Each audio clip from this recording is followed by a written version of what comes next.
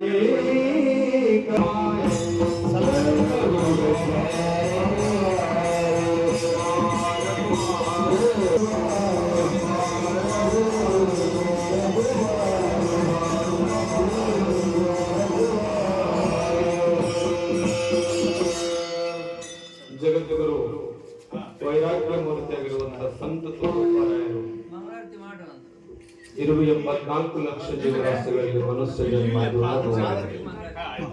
ಅಂತ ಮನುಷ್ಯ ಜನ್ಮಕ್ಕೆ ಆ ಮನುಷ್ಯ ಜನ್ಮದ ಉದ್ದೇಶ ಏನು ಅಂತ ಹೇಳಿದ್ರೆ ಅಪುಲಿಯ ಮಿತದ್ದು ಅಸೇದಾಗತ ಧನ್ಯ ಮಾತಾ ಪಿತಾ ತಯಾರಿಸಿದ ಬಾಬಾ ಈ ಜಗತ್ತಿನೊಳಗೆ ಯಾವ ತಂದೆ ತಾಯಿಗೆ ಧನ್ಯ ಅಂತ ಹೇಳಬೇಕಂತ ಹೇಳಿದ್ರೆ ಪಿತಾ ತಯಾರಿಸಿಯ ಯಾರು ತಮ್ಮ ಹಿತ ತಮ್ಮ ಸ್ವಸ್ವರೂಪ ತಮ್ಮ ಹಿತ ಮನುಷ್ಯ ತನ್ನ ಜೀವನಕ್ಕೆ ಬಂದಾಗ ಮನುಷ್ಯ ಜನ್ಮ ಸಿಕ್ಕಾಗ ಒಂದಿಷ್ಟು ನಾನು ಯಾರು ಅನ್ನೋದನ್ನ ಚಿಂತನೆ ಮಾಡಬಹುದು.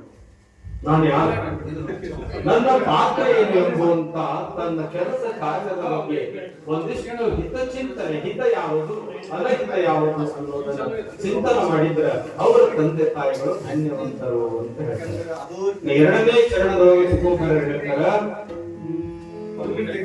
ಕುಳಿ ಕನ್ಯಾ ಕುಲದಲ್ಲಿ ಹುಟ್ಟಿರುವಂತ ಕನ್ಯಾ ಪ್ರಥಮವಾಗಿ ಮಗಳ ಹೆಸರು ಹೇಳ್ತಾರೆ ಹೋಗ್ತಾರೆ. ಯಾಕಂತ ಹೇಳಿದ್ರೆ ಜಗತ್ತಿನೊಳಗ ಎಲ್ಲರಿಗೂ ಸಹ ಜನ್ಮ ಕೊಟ್ಟು ಈ ಜಗತ್ತಿನ ನಿರ್ಮಾಣ ಮಾಡಿರುವಂತ ಕನ್ಯಾ ತಾಯಿ ಕುಳಿ ಕನ್ಯಾ ಪುತ್ರ ಹೊಸಿದೆ ಸಾತ್ವಿಕ. ಯಾವ ಕುಲದೊಳಗ ಮಗು ಕನ್ಯಾ ಆಮೇಲೆ ಪುತ್ರ ಸಾತ್ವಿಕರಾದ್ರ ಸಾತ್ವಿಕ ಸತ್ಯವನ್ನು ತಿಳ್ಕೊಂಡ್ರ ಪರಮಾತ್ಮ ಬರುವಿಕೆ ಕಾಯ್ತಾ ಇದ್ದಾನೆ ಅಂತ ಹೇಳ್ತಾರೆ. ಅವರೇನು ತೀರ್ಥಯಾತ್ರೆಗೆ ಹೋಗಬೇಕಾಗಿಲ್ಲ.